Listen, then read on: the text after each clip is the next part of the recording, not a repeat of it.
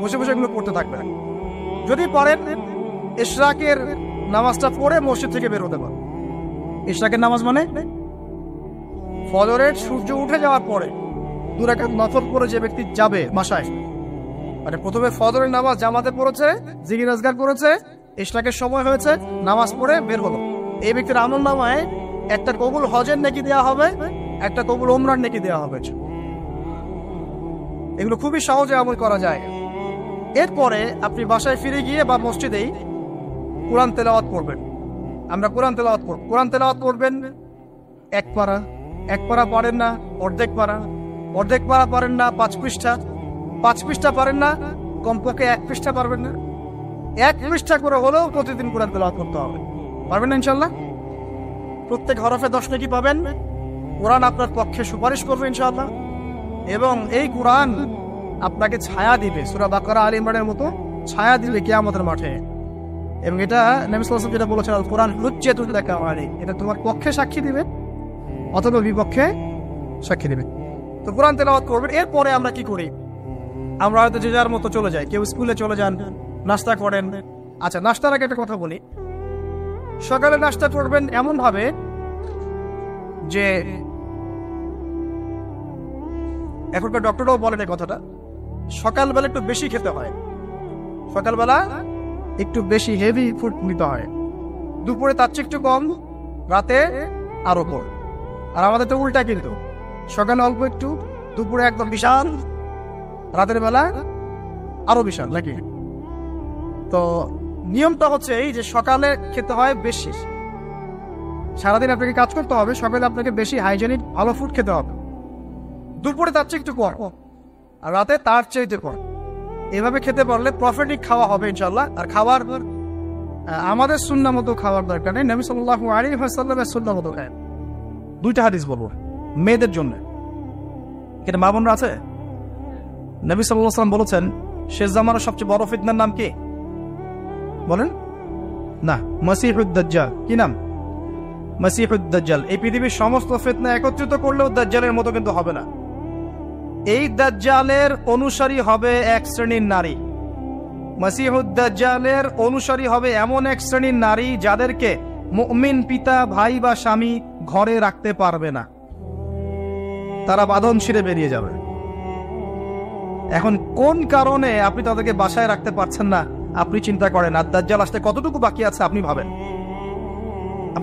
ভাবতে বলছেন।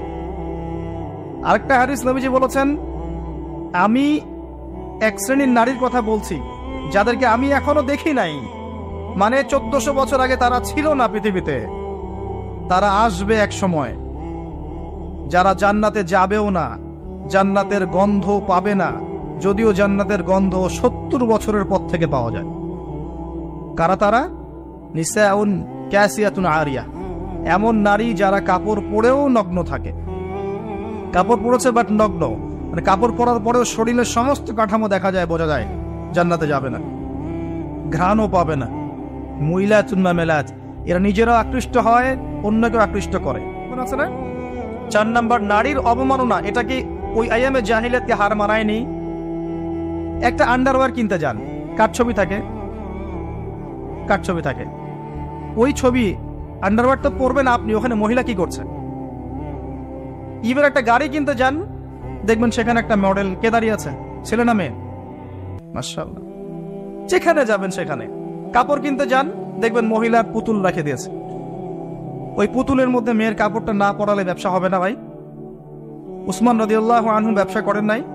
আব্দুর রহমান বিন আউফ রাদিয়াল্লাহু আনহু ব্যবসা করেন নাই? দীর্ঘদিন আবু হানিফা রাহিমাহুল্লাহ তিনি ব্যবসা করেন নাই কাপড়ের? আমাদের ইমাম আবু হানিফা রাহিমাহুল্লাহ ব্যবসা করেননি কাপড়ে? উনার দোকানে এরকম ডল ছিল। আমরা হানাফি না, হানাফি মাযহাব ফলো করি না, আমরা তার উত্তরসূরি কই হতে পারলাম? আমার দোকানে মহিলার মূর্তি কেন? রমজান মাস আসার আগেই সব মূর্তি বহিষ্কার চাই এই কাপড়ের দোকানগুলো থেকে। পারা যাবে ইনশাআল্লাহ? আল্লাহর জন্য করেন, আল্লাহ আপনার দোকানে আরো বেশি ডাবল কাস্টমার পাঠাবে ইনশাআল্লাহ। রিজিকের দায়িত্ব কার? সুবহানাল্লাহ। কি একটা ট্রেডিশন চলছে, দেখবেন শোরুমে দেখবেন মেয়ের মূর্তি দাঁড়িয়ে আছে, আর গায়ে কিন্তু কাপড় চোপড় খুব একটা থাকে না। এতে কি মেয়ের ডিগনিটি, সম্মান বাড়ছে? যেখানে যাবেন সেখানে নারীর অবমাননা শুরু হয়েছে ফ্যামিলিস্ট রেভলিউশনের মধ্য দিয়ে। যখন ফ্রি মিক্সিং আমরা অ্যালাউ করে দিয়েছি এবং এটাকে আমরা পাপ মনে করছি না, পর্দার বিধানটাকে আমরা ফরজ মনে করছি না, যখন পর্দার কথা বলা হচ্ছে উল্টা বলছে পর্দা করলে এই যুগে কেমন করে আমি এখানে জব করব। জব করতে কে বলেছে আপনাকে? এখানে আপনি পর্দা করবেন, পর্দা করলে আমি কিভাবে ছেলেদের মধ্যে জব করবো এই প্রশ্ন করছেন কেন আপনি? আল্লাহ বলেছেন পর্দা করতে, সে উত্তর দিচ্ছে যে হ্যাঁ পর্দা আল্লাহ করতে বলেছেন, কিন্তু পর্দা করলে পরে আমি কিভাবে ছেলেদের মধ্যে কাজ করব? তাহলে কাজ করতে কে বলেছে আপনাকে ছেলেদের মধ্যে? আল্লাহ বলছে আপনাকে পর্দা করতে, পর্দা করেন। সিম্পল। হ্যাঁ, যদি আপনি মেয়েদের ক্ষেত্রে কাজ করতে পারেন, এখানে সব মেয়েরাই, এখানে ছেলেদের ইনভলভমেন্ট নাই, মোস্ট ওয়েলকাম। আল্লাহ আপনাকে বাধা দেন নাই, রাসূল বাধা দেন নাই। খাদিজা রাদিয়াল্লাহু আনহা তিনি ব্যবসা করেননি? তার চেয়ে কি বড় ব্যবসায়ী হয়েছেন আপনি? আয়েশা রাদিয়াল্লাহু আনহা হাজার হাজার হাদিস শেখান নাই? তার চেয়ে বড় শিক্ষিত হয়েছেন?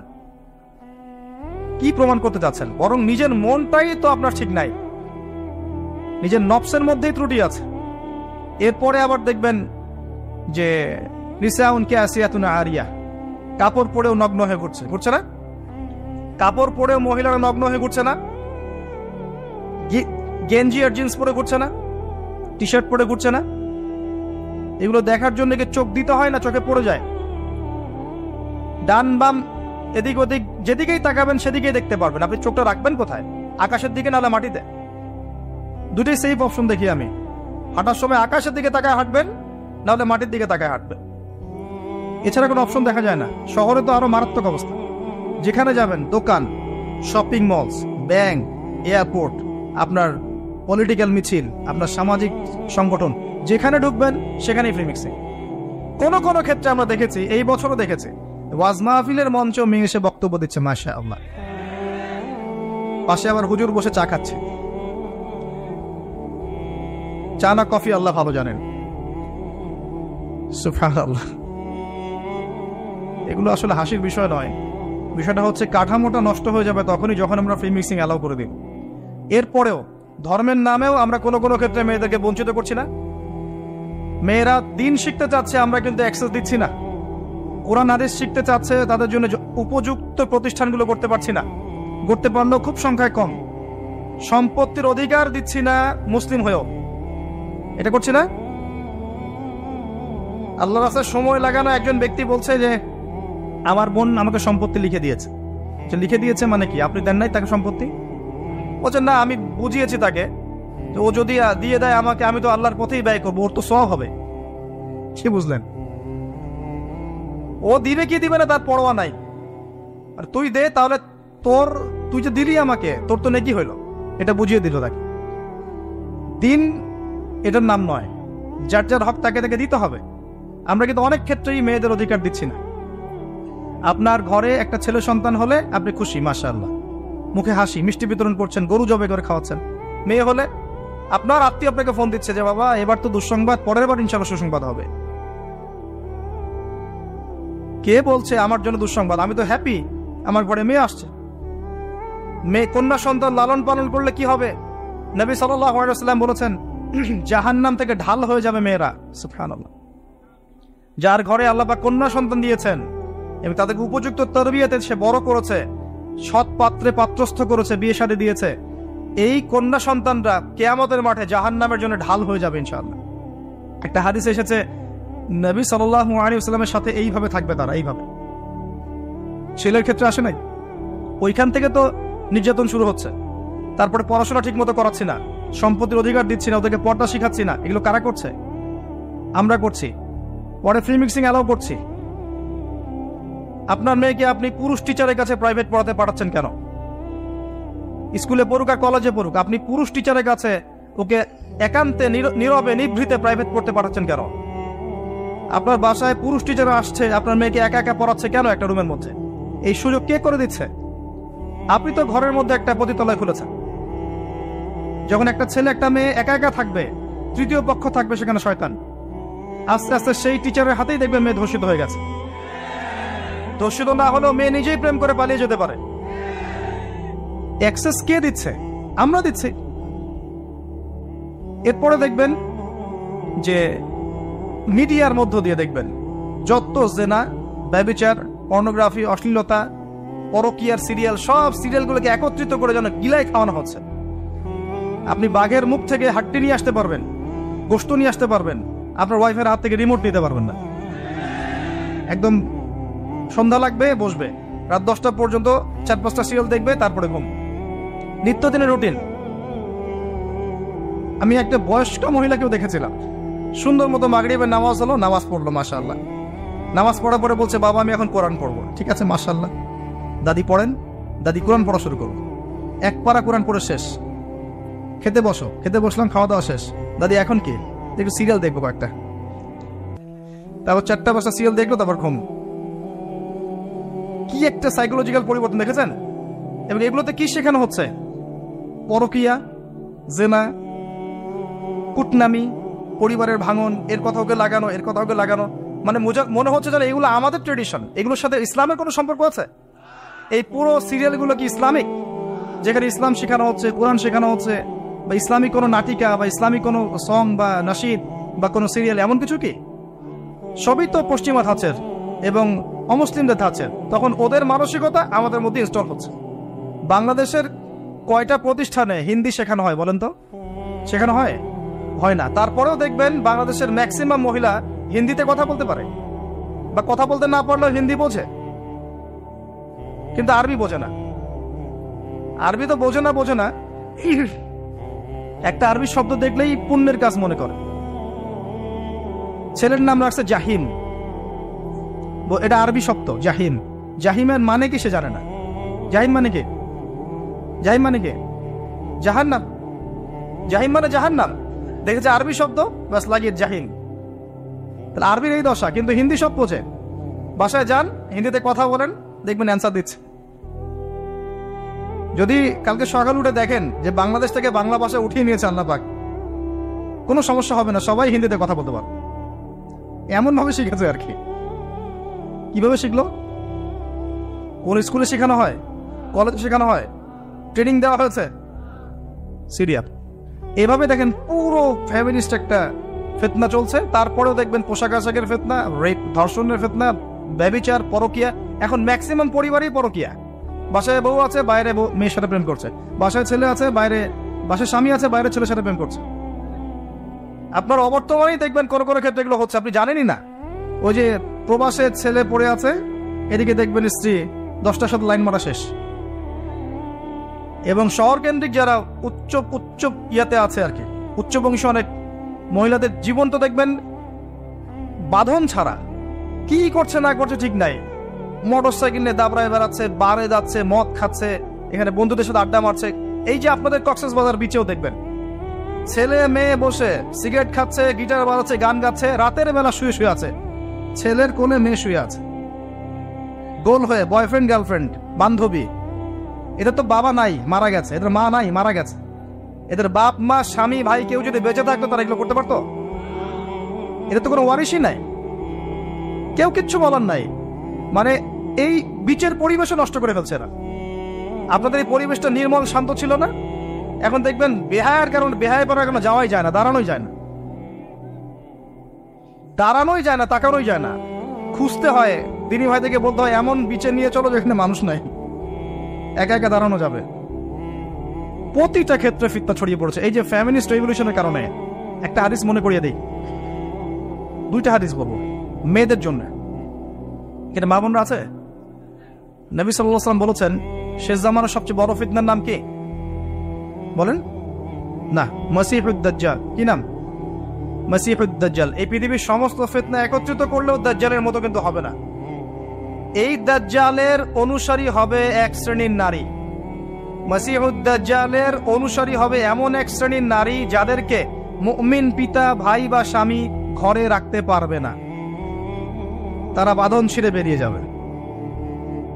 এখন কোন কারণে আপনি তাদেরকে বাসায় রাখতে পারছেন না আপনি চিন্তা করেন। আর দাজ্জাল আসতে কতটুকু বাকি আছে আপনি ভাবেন, ভাবতে বলছে।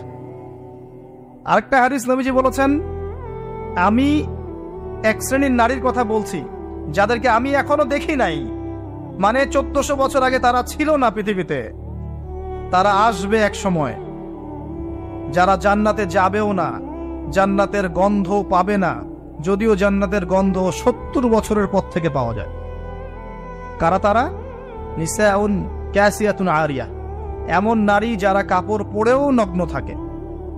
কাপড় পরেছে বাট নগ্ন, মানে কাপড় পরার পরেও শরীরের সমস্ত কাঠামো দেখা যায়, বোঝা যায় জান্নাতে যাবে না, ঘ্রাণও পাবে না। মুইলাতুন মামেলাত, এরা নিজেরাও আকৃষ্ট হয়, অন্যকেও আকৃষ্ট করে।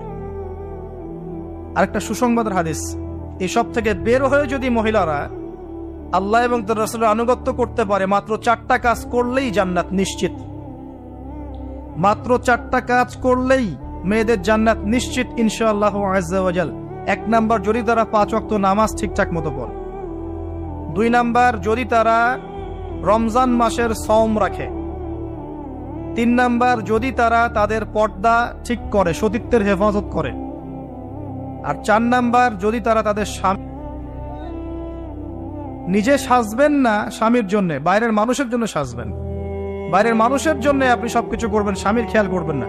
স্বামী বাসায় আসতে বিরক্ত হচ্ছেন, বাইরের মানুষের জন্য আপনি সাজুগুজু করছেন। পুরো কাঠামো চেঞ্জ হয়ে গেছে এখন। সমাজের হৃদ্যতা, পরিবারের হৃদ্যতা, ভালোবাসা থাকবে কিভাবে? নিজেকে তো স্বামীর মনের মতো করে করতে পারছেন না। সবসময় স্বামীকে প্রেশার দিচ্ছেন, এইটা লাগবে, ওইটা লাগবে, এইটা আনো, ওইটা আনো, এই ঠিক নাই, ওই ঠিক নাই। তোমার ঘরে এসে আমি আর শান্তি পাচ্ছি না, বাপের বাসায় ভালো ছিলাম। কে বলেছে হালাল খেতে? একটা সুদি চাকরি করলেই তো পারো, ওরা তো সবাই করছে, কি সমস্যা? এগুলো করে করে অনেক সময় স্বামীদেরকে হারামে ঠেলছে। আবার অনেক সময় এমন স্বামীও আছে, স্ত্রী দিনের পথে আসতে চায়, কোরআন পড়তে চায়, হাদিস পড়তে চায়, কত কি করতে চায়, স্বামী বলে এগুলো করা যাবে না, ফিতনা। স্বামী বলে এগুলো করার দরকার নাই, বাসায় থাকো চুপচাপ। দুই দিকে সমস্যা। আল্লাহর ওয়াস্তে উভয়ের মধ্যে আন্ডারস্ট্যান্ডিং বাড়ান। আল্লাহর দ্বীনকে কেন্দ্র করে পরিবার গঠন করেন, ধৈর্য ধরেন, সবর করেন, আপোষে মিল মোহাম্মত বাড়ানোর চেষ্টা করেন। ইনশাআল্লাহ তাআলা ওই পরিবার থেকে ওমর এবং খালিদ রাদিয়াল্লাহু আনহুমা, তাদের মতো সাহাবীর মতো সন্তান জন্ম হবে ইনশাআল্লাহ। সমস্যা বলতে গেলে রাত শেষ হয়ে যাবে আর কি। এক একটা টপিক নিয়ে কথা বলতে পারছি না। এই যে ফিতনার কথাগুলো বলছিলাম, এই মহিলাদের ফিতনা ওই সময় যেমন ছিল এই সময় আছে। 4টা কাজ নবীজি করতে বলেছেন মেয়েদের ভালোর জন্য। তাদেরকে বলেছেন জান্নাতের যে কোনো দরজা দিয়ে ইচ্ছা তুমি ঢুকতে পারবে যদি 4টা কাজ করো: সালাত, সওম, পর্দা এবং স্বামীর আনুগত্য। স্বামী যদি আপনাকে খারাপ কোনো কাজ করতে বলেন, পর্দার খেলাফ কিছু করতে বলেন, বা এমন কোনো কাজের আদেশ করেন যেটা কোরআন সুন্নাহর বিরোধী, তখন আপনি তার কথা মানবেন না। এটা না মানাই হচ্ছে আপনার জন্য ফরজ। তখন তার কথা আপনি মানবেন না। তো প্রিয় ভাইরা, আমি ইনশাআল্লাহ পারিবারিক বিষয়গুলোকে নিয়ে ডিফারেন্ট কোনো লেকচারে ডিটেলস কথা বলবো। আজকে আমি এত কথা বলতে পারছি না, অনেক কথা আছে মনের মধ্যে জমানো আপনাদেরকে বলার জন্য, ফ্যামিলিগত বিষয়। কারণ ফ্যামিলিগুলো এখন এক একটা জাহান্নামের টুকরা হয়ে যাচ্ছে, এবং এত ফিতনা ছড়িয়ে পড়ছে ফ্যামিলিগুলোর মধ্যে, বাবায়, মায়ে, স্ত্রীতে, স্বামীতে, ভাইয়ে, বোনে, সন্তানে, যে আমরা আর সেই নববী পরিবারগুলো পাচ্ছি না। আর পারিবারিক বন্ধনগুলো যখন ভেঙে যাচ্ছে, তখন দেখবেন সমাজে ফিতনাগুলো বাড়ছে। আমরা দোয়া করি আল্লাহ পাক মেয়েদেরকে 4টা কাজ ঠিকঠাক মতো করার তৌফিক দান করুন, আমিন। অনেকেই মেয়ে প্রশ্ন করে যে আপনি তো বলছেন 3 নাম্বার কাজটা হচ্ছে মেয়েদের পর্দার কথা, এই বিষয়টা ডিটেলস বলবেন। ডিটেলস আমার চেয়ে মুফতি সাহেবদের কাছে শুনবেন, আমি 4টা কথা বলবো খালি। 1 নাম্বার, প্রিয় বোন, আপনি আপনার পোশাকটা এমন করবেন না যেই পোশাকটা পরার পরেও শরীরের কাঠামো বোঝা যায়। সেটা বোরখা হলেও চলবে না। এমন বোরখা চলবে না যেই বোরখা পরে আপনার শরীরের কাঠামোটা বোঝা যায়। আমার হাত কতটুকু মোটা কি চিকন এখান থেকে বোঝা যাচ্ছে? যাচ্ছে না? যাচ্ছে না? এরকম পোশাক পরা যাবে না। এটা হাত না হয়ে অন্য যে কোনো অঙ্গ হতে পারত। আমার মনে হয় আর খুলে বলার প্রয়োজন নেই। এমন পোশাক পরা যাবে না যে পোশাক পরার পরেও এভাবে শরীরের কাঠামো বোঝা যায়। 1। 2 হচ্ছে এমন পোশাক হবে না যেটা পরার পরেও অঙ্গ দেখা যায়। আমার এই কাপড়ের ভিতর থেকে কি আমার গায়ের রং বোঝা যায়? আমার হাত দেখা যায়? এমন কাপড় দিয়ে পোশাক বানাতে হবে যে কাপড় পরলে ভিতরের অঙ্গ দেখা যায় না। যদি দেখা যায়, পর্দা হয় নাই, বোরখা পরলেও হয়নি। 3 নাম্বার, নারীরা পুরুষের কোনো পোশাক পরতে পারবে না। আপনি জিন্স পরতে পারেন না, আপনি গেঞ্জি পরতে পারেন না, এগুলো পরে রাস্তায় হাঁটতে পারেন না, আপনি টি শার্ট পরতে পারেন না। ছেলেদের কোনো পোশাক আপনি পরতে পারবেন না, মেয়েদের শালীন পোশাক আপনাকে পরতে হবে। 4 নাম্বার, অমুসলিমদের সাথে সাদৃশ্য আছে, তাদের রিলিজিয়নের সাথে সাদৃশ্য আছে এমন কোনো পোশাক আপনার পরা যাবে না। এই 4টা মূলনীতি ফলো করে আপনি পর্দা করেন, আল্লাহ পাক আপনাকে কবুল করুন। এরপরেও কথায় পর্দা আছে, হাঁটার মধ্যে পর্দা আছে, চাহনিতে পর্দা আছে, এক্সপ্রেশনে পর্দা আছে, সবকিছুর মধ্যেই মেয়ের পর্দা আছে। শালীনতা, আল হায়া শু'বাতুম মিনাল ঈমান, নবীজি বলেছিলেন না একটা হাদিসে, ঈমানের 73টা শাখা আছে বা 70-এর বেশি শাখা আছে। তার প্রথম আফদালু লা ইলাহা ইল্লাল্লাহ ওয়া আদনাহা ইমাতাতুল আযান আনিত তারিক, উপর স্তর হচ্ছে লা ইলাহা ইল্লাল্লাহ, নিচেরটা হচ্ছে রাস্তা থেকে কষ্টদায়ক বস্তু সরানো। তারপরে এক্সট্রা একটা কথা বলেছেন, আল হায়া ও শু'বাতুম মিনাল ঈমান, হায়া ঈমানের একটা বিশেষ অঙ্গ। যখন আপনার কাছে হায়া থাকবে না, লজ্জা থাকবে না, আপনি যে কোনো পাপ করতে পারবেন।